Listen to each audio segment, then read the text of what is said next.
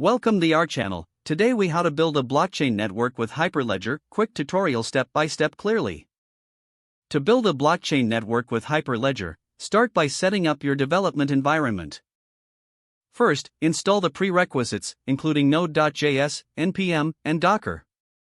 Download and install the Hyperledger Fabric samples, binaries, and Docker images. Next, open your terminal and navigate to the directory where you downloaded the samples.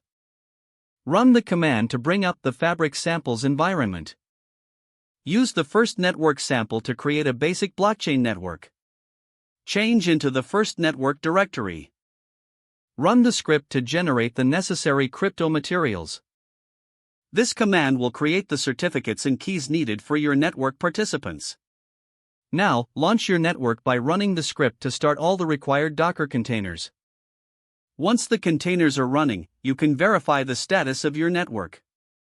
Next, create a new channel for your application using the appropriate command.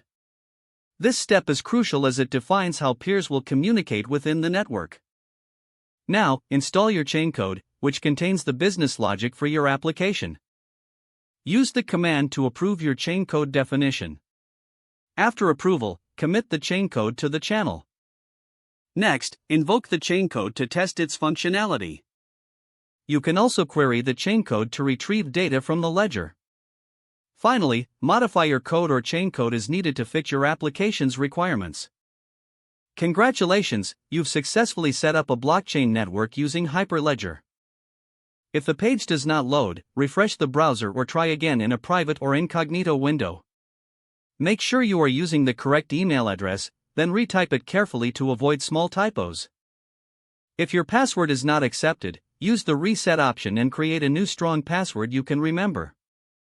Check your spam folder for verification or security emails, then complete any requested confirmation steps. Enable two-factor authentication if available to improve account security and reduce unauthorized access risk. After signing in, review your profile details so your contact information and settings are accurate and current.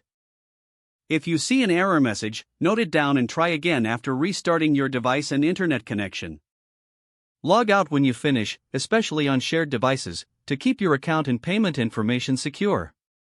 Don't forget to like this video and subscribe to our channel for more step-by-step tech guides.